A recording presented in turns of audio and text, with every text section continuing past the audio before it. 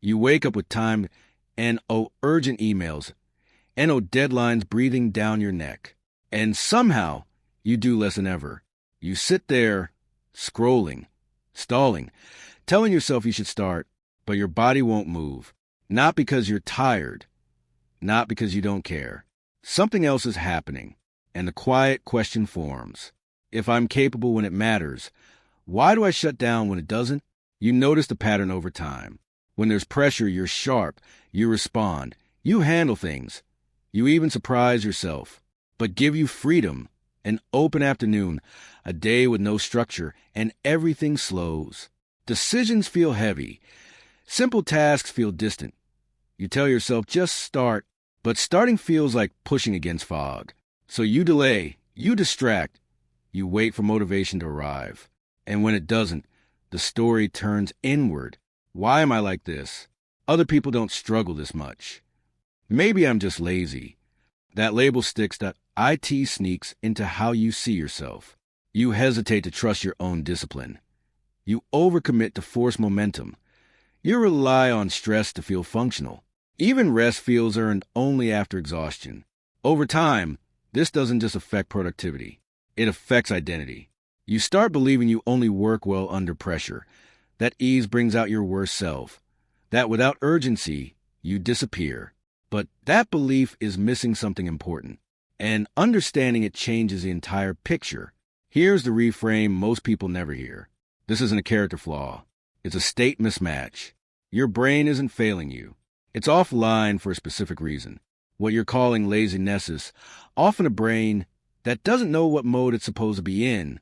And to see why, you have to stop asking what's wrong with your motivation and start asking what your brain expects in order to engage. Your brain runs on modes. Not moods, not morals, modes. At a basic level, there's a task mode and a default mode. Task mode activates when there's a clear goal, deadline, or consequence. Default mode activates when there isn't. Task mode uses focused attention, executive function, and dopamine-driven effort. Default mode handles reflection, memory, and wandering thought. Here's the part most people miss. Some brains learned, early or repeatedly, that task mode equals safety, structure, clear expectations, external demand. And default mode, that became associated with uncertainty, boredom, emotional exposure, or even criticism. So when external pressure disappears, the brain doesn't relax. It hesitates. Think of your brain like a work computer. When there's a task, it boots into a specific operating system. Everything loads, everything responds. But when there's no task, it doesn't power down peacefully. It goes into standby, low energy, limited access, waiting for input, not because it's broken, because it's conserving. Another way to see it, your brain is a guard dog trained to respond to commands. No command doesn't mean freedom. It means confusion. So it waits. And waiting looks a lot like doing nothing. That's why pressure doesn't drain you the way it should. It gives your brain permission to engage. This isn't about forcing motivation. It's about giving your brain the signals it understands. Here's a framework that works with how the brain actually functions, not against it. Step 1. Replace open time with gentle containers. What to do?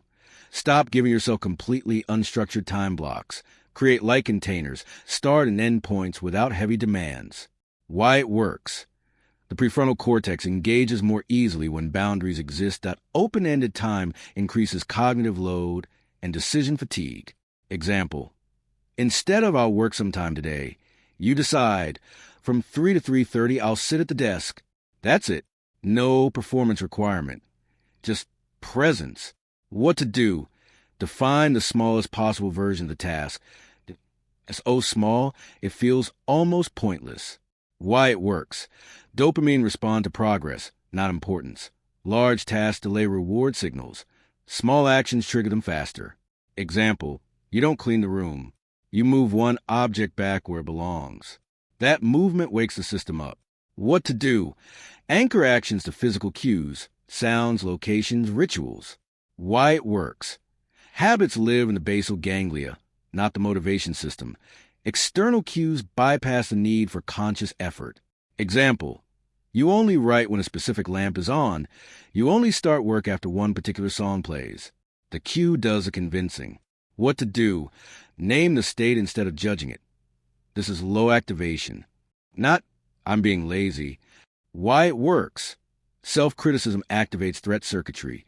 Threat suppresses executive function even further. Example, instead of pushing harder, you say, my brain is in standby. I need a signal, not shame. That shift alone restores access. What to do? Stop while you still have energy. Leave a task slightly unfinished. Why it works. The Zeigarnik effect keeps tasks active in memory. Ending early increases the likelihood of return.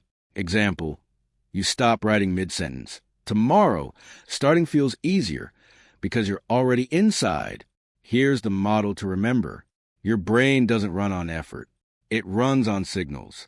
Pressure is one signal, but it's not the only one. Structure, cues, boundaries, predictability. These tell your nervous system it's safe to engage now. Laziness is often just a brain waiting for instructions it recognizes. Once you speak its language, it comes back online, quietly, reliably, without force. You're not broken for struggling in open space. You adapted to clarity, TO direction, TO knowing what mattered. Now you're learning something new. That engagement doesn't require pressure. That rest doesn't erase worth. That ease can still hold purpose. You don't need to become a different person. You just need to stop blaming yourself for how your brain learned to survive. Because the moment you do, the system you thought was failing starts responding again. And this time on your terms.